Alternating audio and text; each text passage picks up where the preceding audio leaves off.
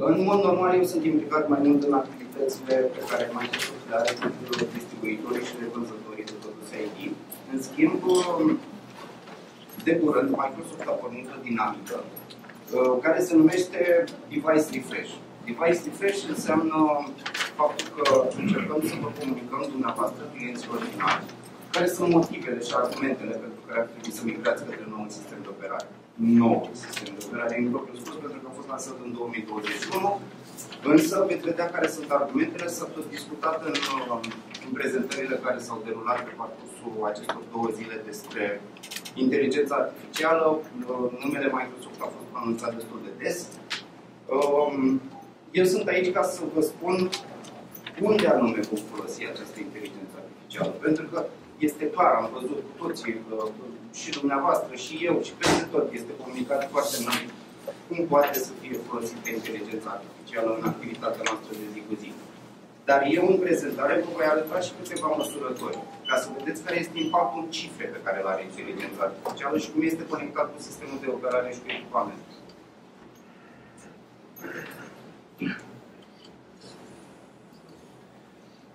Motivele pentru care ar trebui să migrăm la noul sistem de operare sunt simple, 3 mari și late. 1, mai multă securitate și productivitate, atât instrumentele de inteligență artificială, cât și cum este construit sistemul de operare Windows 11 Professional, ne ajută să ne ținem în siguranță datele pe care le avem, să lucrăm în siguranță mai mare, dar în același timp să avem și productivitate sporită pentru mai multe departamente din cadrul organizației. Veți vedea, o să vă povestesc puțin mai târziu și despre faptul că sistemul de operare Windows 10 va avea end of support în octombrie 2025. Ce înseamnă asta? Înseamnă că nu se vor mai face update-uri automate, nu se va mai asigura suport de fapt pentru acest sistem de operare. Și atunci există riscul de a vă expune din punct de vedere securitate și nu numai, chiar și productivitatea poate să fie scăzută. Și vom discuta, evident, și despre inteligența artificială în concordanță cu sistemul de operare. Windows 11 a fost lansat în octombrie 2021. Puteți vedea, nu o să intru în detalii în legătură cu toate modificările care au fost aduse asupra acestui sistem de operare. În schimb, puteți vedea că sunt multe. Este o inovație continuă. Tot timpul se creează update-uri noi și se lucrează constant la acest sistem de operare. În mai 2023 am anunțat și Copilot pentru Windows. Iar în octombrie 2025 va fi pentru suport pentru Windows 10. Este contextul perfect să vă gândiți să migrați către noul sistem de operare. 1, pentru că cel vechi o să fie într-un suport. 2, pentru că sunt instrumente de care aveți nevoie în activitatea de business pe care Windows 11 le oferă. Și 3, inteligența artificială care se integrează foarte bine cu acestea. În momentul de față, în România, sunt 553.000 de echipamente care rulează încă pe Windows 10. Nu mai vorbesc de echipamentele care rulează pe sisteme de operare care sunt mai vechi. Este momentul să se migreze către Windows 11, pentru că procesul de migrare nu este neapărat simplu. O să vă arăt un pic mai târziu și cam care ar fi pașii ca să puteți să faceți o migrare care este cât mai lină.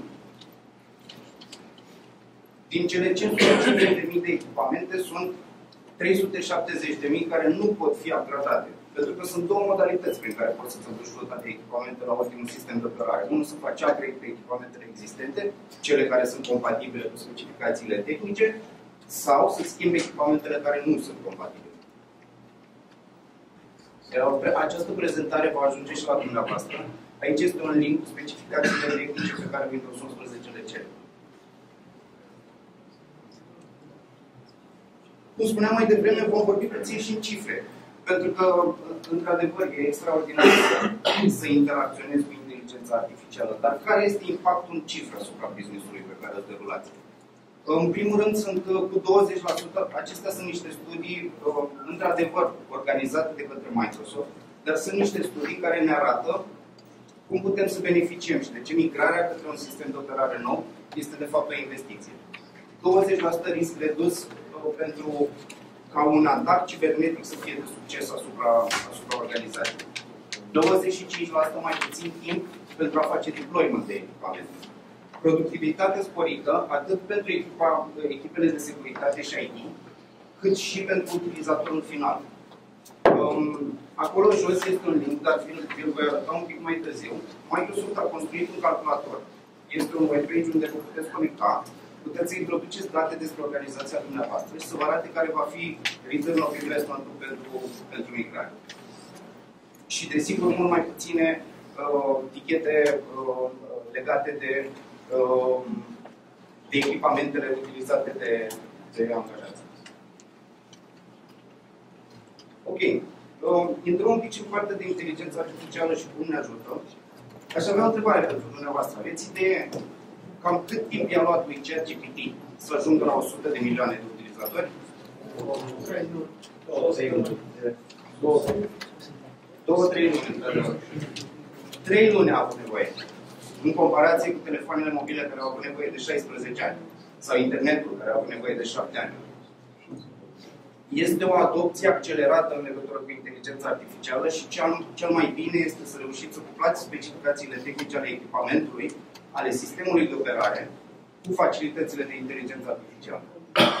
Doar în acest mod vă puteți bucura la maxim de el.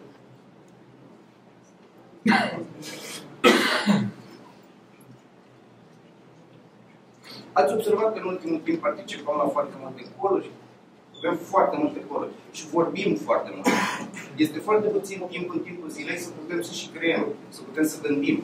Suntem foarte ocupați cu lucruri care nu ne fac să fim foarte productivi.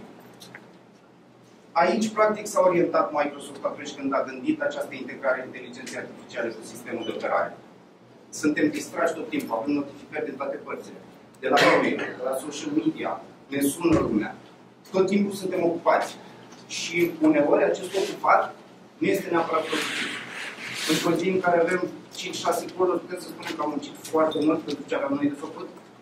Pur și simplu ne-am dat un pic de muncă pentru cândva în viitor. Cam asta se întâmplă. Suntem foarte, foarte ocupați. Mai mult decât atât, atunci când folosești foarte multe resurse în aceste call-uri sau în aceste conversații sau în aceste chat-uri pe care le ai, nici nu mai poți să gândești atât de bine când s-a terminat ziua. Sau când ai găsit un pic de timp să muncești ceea ce este cu adevărat important pentru jobul tău, nu ești la capacitate maximă. Altfel gândești într-o miercuri la ora 6 după 12 call-uri, decât, nu știu, într-o sâmbătă dimineața în vacanță. Creierul tău este mult mai productiv în perioada aia. Mai mult decât atât, nu numai că am sesizat care sunt problemele, dar există și o dorință de adopție. Toți angajații își doresc să folosească instrumente care să le îmbunătățească viața. Să reușească să îndeplinească anumite sarcini în timp mult mai scurt. Ce este pentru mine, de exemplu, ce a fost foarte interesant, faptul că Copilot reușește să-mi sumarizeze și să facă follow-up pentru întâlnirile pe care le-am în timp. Extraordinar, pentru că pierdeam foarte mult timp cu lucrul ăsta. Fiecare dintre cei care au participat aveau un task de îndeplinit după, trebuia să le notez, după aia trebuia să scriu mail. Acum lucrurile se întâmplă foarte ușor. Inteligența artificială nu are scopul de a elimina locuri de muncă, ci are scopul de a face locurile de muncă și a ajuta oamenii să fie mai productivi. Și chiar citisem un studiu acum ceva timp care spunea că și conducătorii organizațiilor văd inteligența artificială în același mod. Nu se gândesc să renunțe la angajați, ci se gândesc după aceiași angajați să facă mai mult.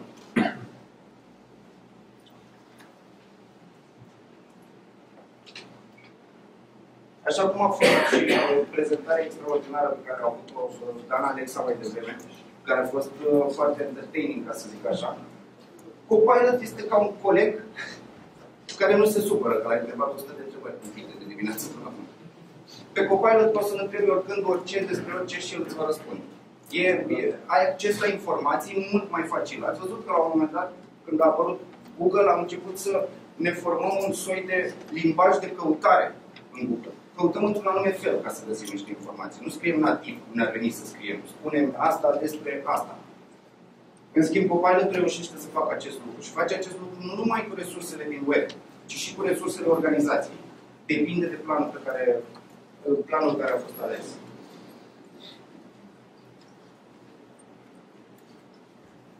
Copilot e în toate aplicațiile. Puteți să vedeți aici că e inclus în absolut orice. Nu mai vorbesc de Teams, de suita Office, unde folosim, eu folosesc Copilot foarte mult și mă ajută foarte mult. Dar în toate aplicațiile care sunt profesionale. Aplicații care poate sunt folosite de unii dintre angajații dumneavoastră. O să se întreb ceva vis-a-vis de licențiere, referitor și ce a zis Dan în prezentarea anterioară. Pe site-ul de ăsta, OpenAI, sunt 2 sau 3 tipuri de licențiere. E free și e o licențiere de tip IMSS, din ce mai amintesc, și o licențiere de tip Enterprise, care nu există. În cazul în care achiziționăm o licență de tip Teams, are vreo legătură cu Copilot-ul sau astea sunt licențe complet separate și trebuie achiziționate pentru a beneficia de toate facilitățile de Copilot? Sunt licențe separate. Deci ce este OpenAI este un tip de licențiere și e valabil pentru OpenAI cele menționate, iar Copilot-ul este un tip de licențiere din Azure pe Office 365. Exact. Bine, este și Copilot, o să vă arăt chiar în slide-ul următor, pentru că sunt 2 variante gratuite, adică Copilot pentru Windows, care vine cu Windows 11 Professional, care este inclus în licență. Asta înseamnă că puteți folosi, practic, cum mi-a transformat mie viața, poți, ai un search mult mai bun, vrei să schimbi anumite setări la echipament, te ajută să le accesezi un pic mai ușor. Practic, atunci când cauți ceva în echipament, nu trebuie să mai știi exact unde trebuie să te duci, ci pur și simplu lansezi un prompt și ajungi acolo. Și Copilot-ul Edge la fel, ajută foarte mult, pentru că, bine, în cazul Microsoft, unde resursele noastre interne sunt controlate cu contul de muncă, folosesc Edge în momentul de față ca pe o bază de date pentru informații în legătură cu jobul meu.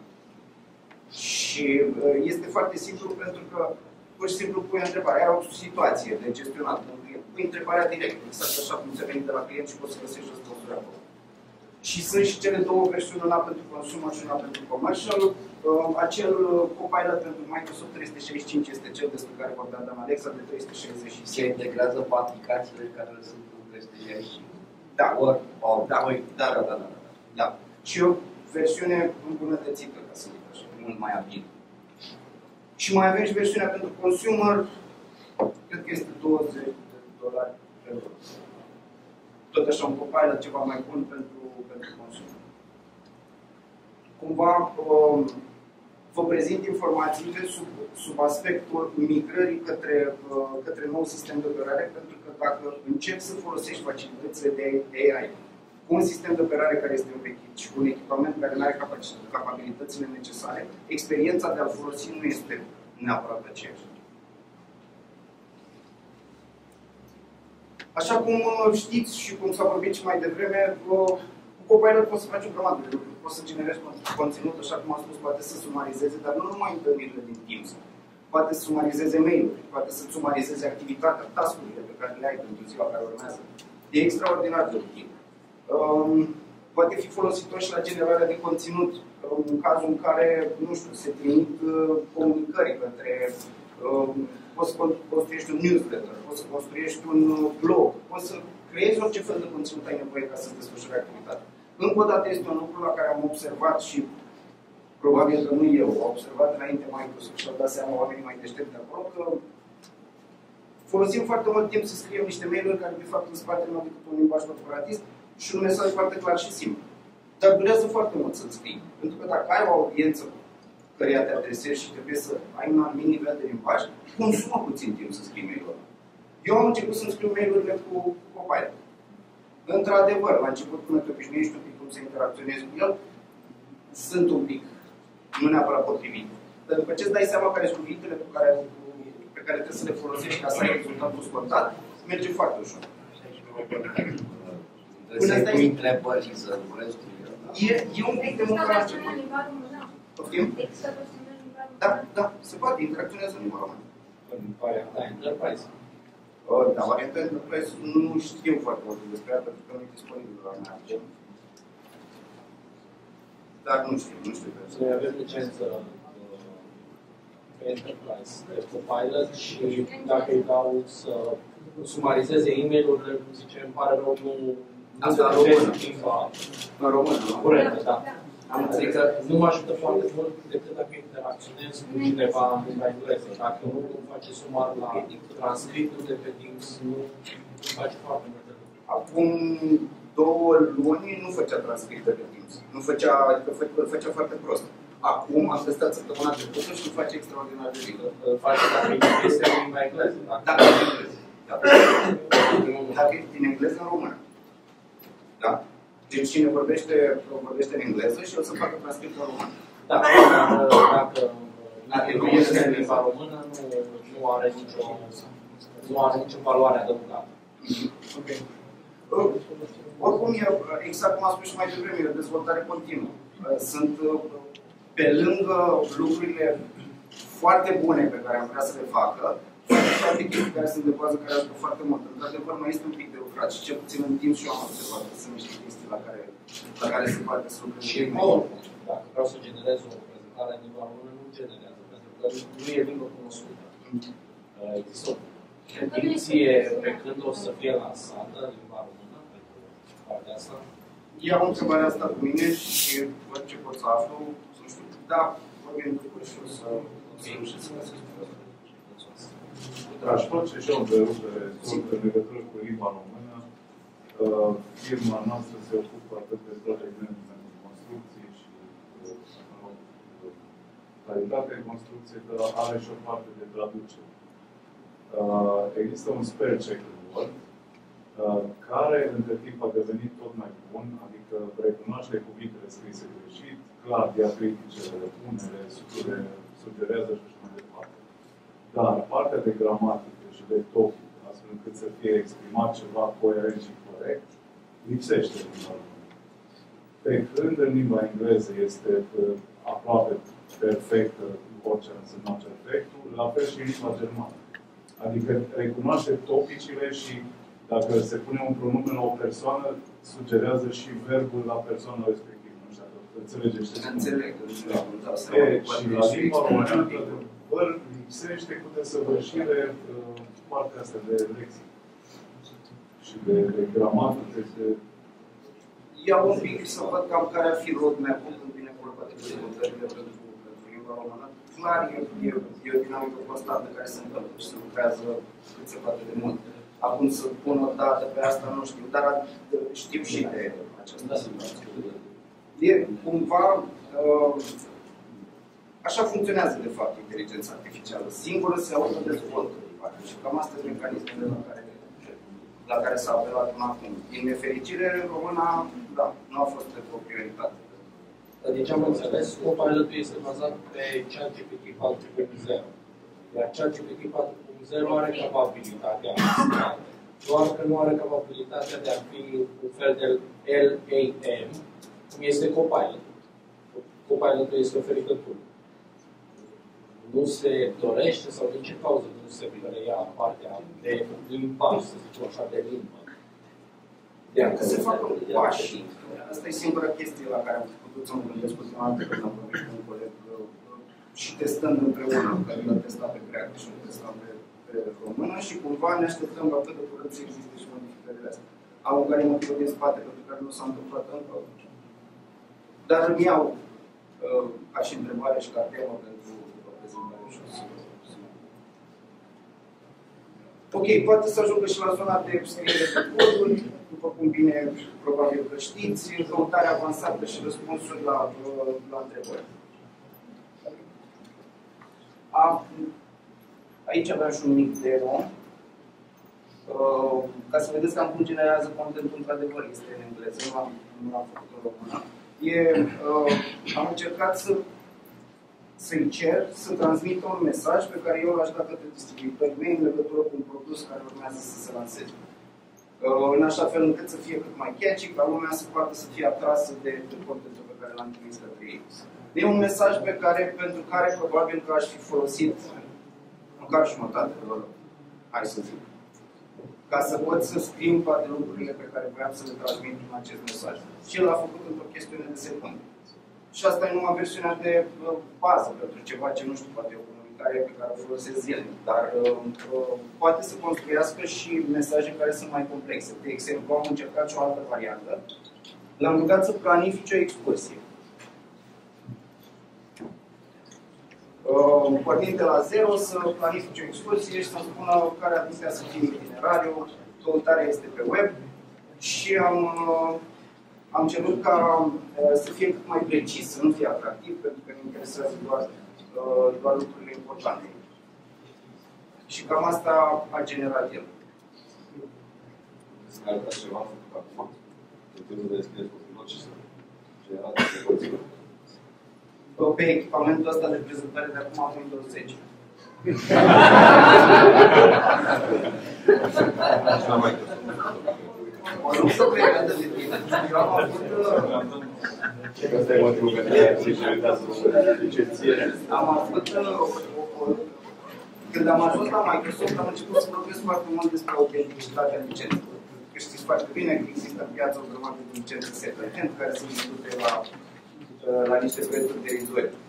Și acest echipament l-am folosit în principiu tocmai ca să arăt niște incapacități pe care le poate avea. Și o lungă perioadă de timp l-am folosit pe Windows 10 fără cheie de activare. Pentru că era foarte multă lume cumpără licențe la 50 de lei, 100 de lei, în ideea că vor să folosească sistemul de operare, dar sistemul de operare poate să fie folosit fără cheie de activare.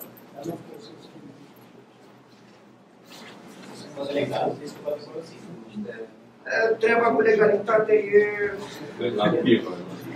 un pic trist. Zona gri.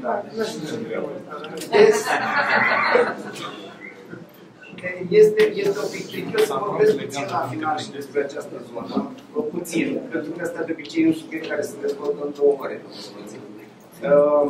L-am păstrat pentru final. O să discut puțin despre el. Mergând un pic mai departe cu de inteligența artificială și cum ne ajută, reușim să finalizăm în medie sarcinile de lucru până la 42% mai repede. Ne depinde, desigur, de ce sarcină avem și depinde de cât de complexă este, dar reușim să transformăm într-un mail sau într-o acțiune gândurile noastre mult mai ușor decât o puteam face înainte. 58% mai puține incidente de securitate și compatibilitatea dintre Windows 11 Professional și aplicațiile de business în general folosite este de 99,7%. Da, S-a apărea Windows 12. Auzi, că deja apare Windows 12. Dacă s-ar respecta ciclul normal, are sens din corporație să-și facă imagini de Windows personalizate. Pentru Windows 11, dacă se poate trece direct la celălalt sistem de operare.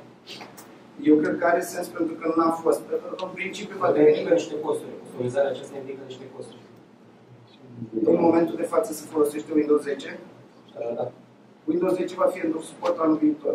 Deci în principiu eu se mai poate plăti $61 este pe an, pe care se lucrează următorul an de studiu, iar în al 3-lea an, iar în total ajunge undeva la 400. Chiar și așa, o implementare de genul ăsta pentru o imagine customizată costă mult mai mult. Ciclul probabil se va repeta și pentru Windows 11. Ar interesa în principiu ciclul de viață pentru Windows 11. Dacă se respectă și cele din trecut, asta înseamnă că în 10 ani. Deci a fost lansat în 2021, în 2031 ar trebui să fie în suport.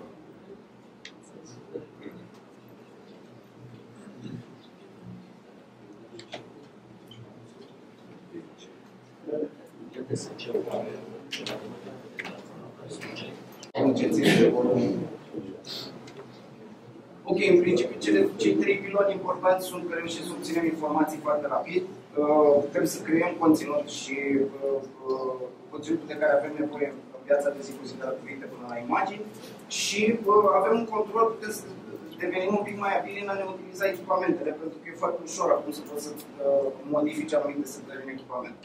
Nu mai e nevoie de suport pentru toate lucrurile care uneori sunt... Pot să mai întrerup o dată, vă rog, da. Dacă dați slide-ul anterior, scrie acolo, găsiți rapid ce vă trebuie, de la stând, vorbind sau scriind. Pot să vorbesc limba română? Încă o dată. Nu pot. Adică eu pot. O să vorbiți, dar nu sunt în mare. Bine, ok, atât. Da. Cumva estimez, în regulă, nu există o dată exactă pentru care se vor întâmpla toate lucrurile astea, dar estimez cât de curând vom putea să folosim și noi la capacitatea. Aș solicita cineva o echipă de română care să lucreze subiectul ăsta? Prima peste vreo 10 ani, da? De dacă o plătești, poți să beneficiezi. Și anumite instituții publice doar în Este perfect adevărat. Cumva și ordinea în care este structurată această prezentare și mesajul pe care îl transmit, echipamentele noi să poată să fie pregătite să folosească, după care licența și după care adopția. Că se întâmplă, e o perioadă în care trebuie să înțeleagă și oamenii posibil. Dacă e o organizație mare, dacă se începe acum, s-ar putea ca în 7-8 luni înspre un an să se realizeze o migrare totală a echipamentelor pentru nou sistem de operare. Între timp se vor întâmpla și aceste dezvoltări. Acum nu este singurul motiv pentru care ai schimba echipamentele către unele noi faptul. Da. Și atunci e o discuție care trebuie începută. Nu este o urgență, nu trebuie să se întâmple azi, dar trebuie să începem să ne gândim că se termină suportul, că devin din ce în ce mai bune instrumentele de AI și ar fi bine să aducem și echipamentele la nivelul lor. Chiar noile echipamente, Next Gen AI PCs, vin cu buton cu Copilot. O buton pe tastatură. Copilot. Bine, în momentul de față nu face nimic. Se duce către start. Dar la un moment dat o să facă. Așa, am vorbit despre vă vorbeam mai devreme și despre acest device calculator. Puteți să scanați dacă vi se pare util, poate să vă ajute în a face o analiză dacă organizația dumneavoastră ar trebui să migreze echipamentele de la Windows 10 la Windows 11 sau nu. Sunt niște informații pe care le introduceți acolo în legătură cu cum arată flota la momentul de față și poate să genereze un soi de return of investment. Bine e calculat, Microsoft a calculat return of investment undeva la 250% pentru schimbarea echipamentelor. Poate că este un pic prea mult, dar puteți să înțelegeți un pic cam care ar fi modificările în activitatea organizației dacă se face această migrare. Vorbeam mai devreme de cam cum ar arăta. Ok, vorbim de o organizație care are o flotă destul de mare. Aici este pentru una de dimensiuni medii. Că până la urmă trebuie să discuți în cadrul organizației dacă are sens să faci o migrare. După ce discuți și să zicem că ai decis că vrei să faci o migrare către Windows 11, o să-ți dai seama că unele echipamente pot fi upgradate la nou sistem de operare, altele nu. Asta înseamnă că trebuie să le cumperi pe cele pe care nu pot fi upgradate. Bugetare și planificarea achizițiilor. După care, testarea compatibilității cu aplicațiile de business pe care le folosiți, care la fel s-ar putea să dureze. Testare din punct de vedere IT. Training către oameni, utilizarea de Copilot, eventual poate și un pilot pe care l-ați putea face. Există șansa ca acest proces să dureze foarte mult. Ăsta e motivul pentru care mă aflu aici, să ridic acest semn de exclamare, de fapt. Aveți grijă, gândiți-vă, dacă nu cumva a venit momentul să faceți migrarea către Microsoft. Și acel calculator. La upgrade, lipsește upgrade-ul hardware, care presupune de asemenea bugetare, planificarea achizițiilor. E undeva pe aici. Ce nu e eligibil? Nu, dar este eligibil, zic. Un calculator care suportă Windows 10 și poate să suporte și Windows 11, poate are resursele hardware mai din urmă și merge cam tot după aia. Acolo poate să intervină și în perioada de testare. În perioada de testare, ok, să zicem că jumătate din echipamente le-am făcut upgrade. În perioada de testare pot să și văd care este performanța la care modulează acel echipament. Și dacă este scăzut, atunci intru din nou în analiză și văd dacă trebuie să bugetez și alte echipamente. Încă o dată, e un pic exagerat 440 de zile. Dar poate să dureze. Și poate ar fi bine să începeți măcar o analiză să vedeți dacă are sens. Și am ajuns și la acest subiect puțin, și anume autenticitatea licențelor. Am găsit o formă destul de simplă prin care vă puteți asigura că luați echipamente care sunt licențiate corect. Atunci când discutați cu revânzătorul, cereți și acest formular de autorizare Microsoft. Formularul de autorizare Microsoft, în engleză este MAF, e un document emis de către Microsoft, direct către dumneavoastră, clientul final. Și spunem, da, revânzătorul este autorizat să comercializeze către dumneavoastră acest număr de echipamente cu sistem de operare preinstalat. sau acest număr de licențe OEM, sau acest număr de licențe de Office. E o variantă prin care vă puteți asigura că ați cumpărat de pe canal autorizat. Cea mai sigură variantă de licențiere este să cumpărați echipamentul cu sistemul de operare preinstalat. Este și cea mai economică din punct de vedere financiar. Dar, desigur, sunt și multe alte versiuni prin care puteți să o faceți. Am zis să nu vă mai ocup timp și cu asta. Eu am o prezentare de aproximativ o oră în legătură cu licențele care nu sunt autentice. Aveți grijă pentru că prețurile care sunt prea bune să fie adevărate, de obicei sunt pentru licențe care... Sunt pentru licențe care... Da. Sunt licențe care sunt second hand. Sunt licențe care sunt folosite și pe alte echipamente. Sunt licențe care au fost acordate de către Microsoft în diverse programe, cum ar fi pentru developer care să testeze anumite feature-uri ale sistemului de operare și acele licențe au ajuns să fie comercializate în piața liberă, sau licențe de volum care sunt vândute. Licența de volum, de fapt, este un upgrade la o licență OEM. Licența de volum nu funcționează singură sau n-ar trebui să fie folosită așa. Dar, da. A apărut pop-up-ul, da? Copilot-ul, de exemplu, ar putea funcționa sau funcționează deja ca un Alexa sau un Google Docs sau un ceva, să-i spui cancel all meetings sau să-i spui orice, ca să nu te mai deranjeze. Să-i dai o comandă vocală. Eu ce știu, dacă dai cancel la meeting, Copilot-ul nu poate să-ți facă partea de sumarizare. Încă nu s-a inventat butonul, dar este în grupul Copilot butonul de follow-up. Adică nu dai nici maybe, nici cancel. Și atunci, în momentul în care dai follow-up la meeting, poate să-ți facă sumarizare. Astăzi avem accept, maybe și no. La momentul în care dai no, s-a dus tot. Modalitatea acum prin care poți să faci sumarizarea întâlnirii este să intri și să deschizi, să pornești, pentru care are nevoie și de acordul celorlalți. Dacă eu mă concentrez la ceva, nu vreau să văd nimic și cumva, e bine, asta e. Da, o alternativă rudimentară în momentul de față e să deschizi o plicământ, să-i dai egal. Și atunci rulează și îți face sumarizare, ca să nu stai să te după aia la record. Și dacă e minimizat, nu face sumarizare. Dacă e minimizată conferința, nu face nimic. Ba da, dar trebuie să o deschizi, să pornești Copilot-ul, o minimizezi și îl faci. Da. Eu am făcut sumarizare și deocamdată accept la meeting fără să intru în acel meeting. Pentru că automat am pus meeting-ul în Microsoft Teams pe lateral în chat și nu a trebuit neapărat să deschid sesiunea meeting-ului ca să-mi facă sumarizarea. Dar totul a fost să nu dau un nou la meeting, chiar dacă nu particip. Da, a fost în română sau în engleză? În engleză. În română nu există. Sau cel puțin eu nu am descoperit să existe această posibilitate.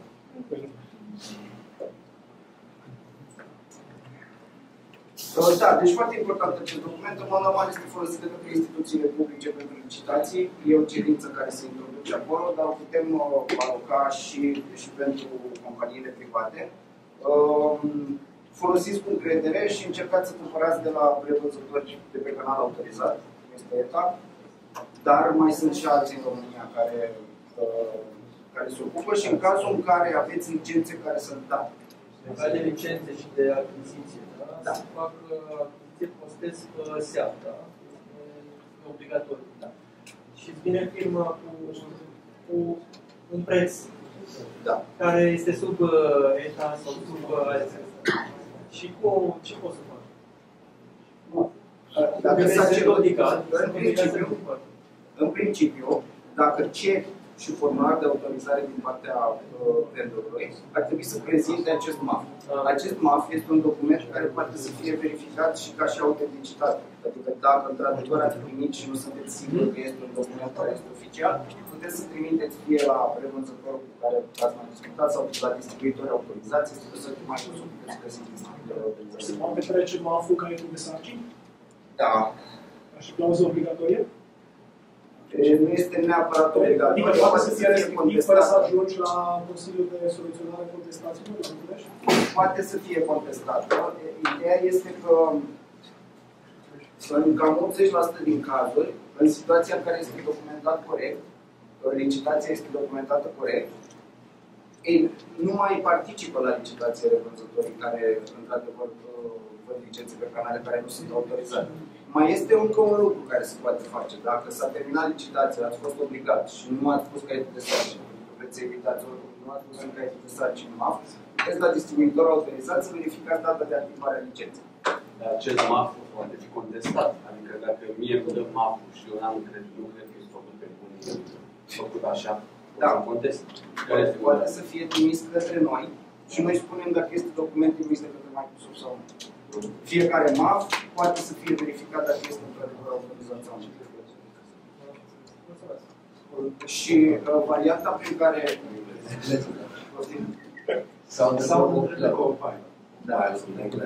Varianta cea mai sigură ca să poți să primești licențe care sunt pe canal autorizat este să treci în caietul de sarcini cu o licență care este nouă și neactivată.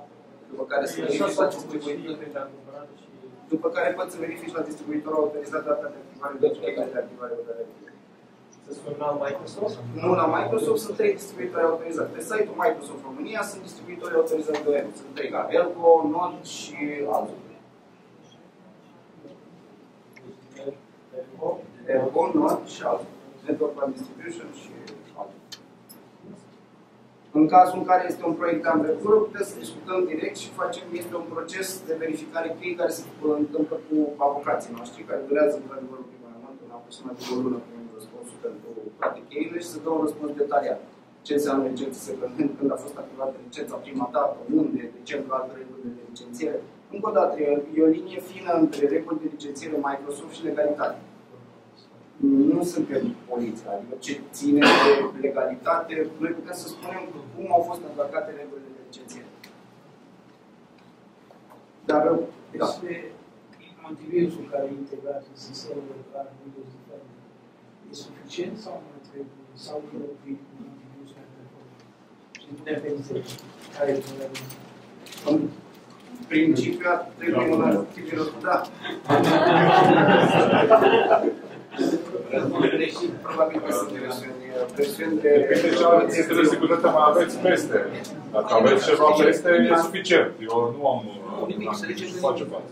Ar trebui să aveți o rețea, ar trebui să aveți ceva exact, niște... Soluția de securitate e dincolo de antivirus. E o analiză complexă, adică nu e suficient de antivirus. Da. Windows Defender este doar un Defender, nu este și firewall sau ATC. E în principiu baza pe care puteți să construiți soluții. Utilizatorul cazului. Nu este Bine, depinde, e subiectiv. E, nu e, e. Nimic nu este exact. Cred că e suficient. Utilizator. Exact. Dacă tu dai click acolo, ca și antivirus, dacă vrei mai mult decât un antivirus, atunci nu este. El este un antivirus. Exact, exact. Asta e...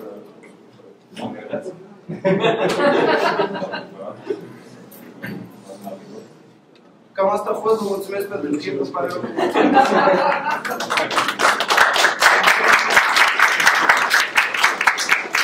Eu mai am o întrebare.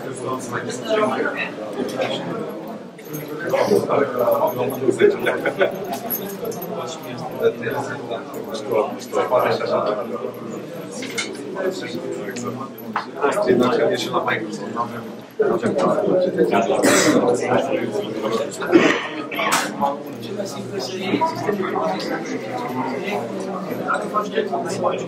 Deci, dacă am zis să trec la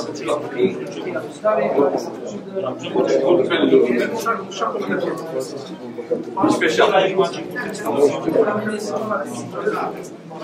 Asta alt tip. Avea și o întrebare stupidă. De ce atunci când cauți posibil pe aici, găsești rezultatele numai greu decât dacă dai pe Chrome aceeași întrebare?